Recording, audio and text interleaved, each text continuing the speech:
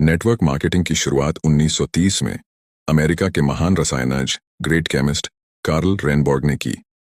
पहली बार उन्होंने खाने में आहार पूरक सप्लीमेंट के उपयोग से स्वास्थ्य में होने वाले फायदे को बताया और सप्लीमेंट पर आधारित कैलिफोर्निया विटामिन कंपनी नाम की पहली नेटवर्क मार्केटिंग कंपनी शुरू की, जहां से नेटवर्क मार्केटिंग का आरंभ हुआ और उस कैलिफोर्निया विटामिन कंपनी का नाम 1939 में बदलकर न्यूट्रालाइट रख दिया गया।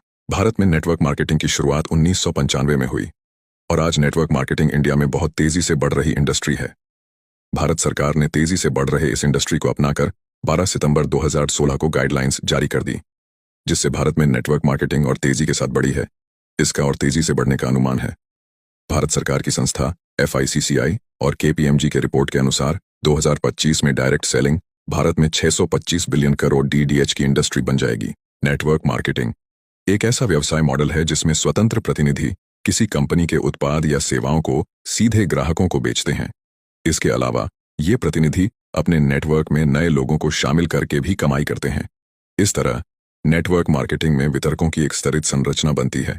इसे मल्टी लेवल मार्केटिंग MLM के नाम से भी जाना जाता है। इसमें शामिल होने के लिए किसी कंपनी से जुड़ना होता है। डायरेक्ट सेलिंग कंपनियां व्यक्ति के नेटवर्क बनाने के मॉडल पर काम करती हैं। इन कंपनियों में हर व्यक्ति अपना नेटवर्क बनाता है और इसी नेटवर्क के जरिए कंपनी के प्रोडक्ट ग्राहक तक पहुंचते हैं।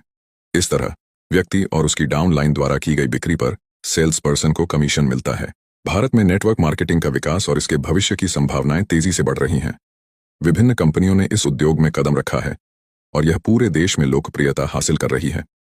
नेटवर्क मार्केटिंग को डायरेक्ट सेलिंग या मल्टी लेवल मार्केटिंग MLM के रूप में भी जाना जाता है।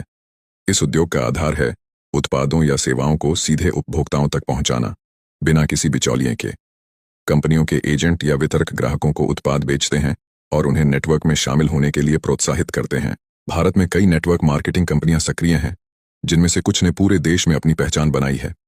नेटवर्क मार्केटिंग के बहुत से लाभ हैं, लेकिन इसके सामने कुछ चुनौतियां भी होती हैं।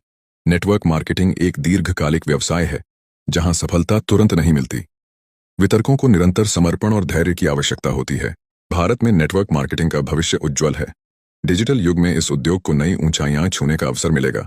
इंटरनेट और सोशल मीडिया के माध्यम से नेटवर्क मार्केटिंग कंपनियों को अब नए ग्राहक और वितरक जोड़ने में और भी आसानी होगी। साथ ही भारत सरकार द्वारा उद्यमशीलता को बढ़ावा देने के प्रयासों से भी नेटवर्क मार्केटिंग का विकास हो सकता है।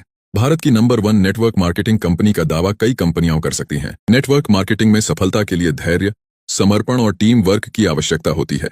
भारत में इस उद्योग का भविष्य उज्ज्वल है और यह बहुत से लोगों के लिए रोजगार और व्यापार के नए अवसर प्रदान कर सकता है।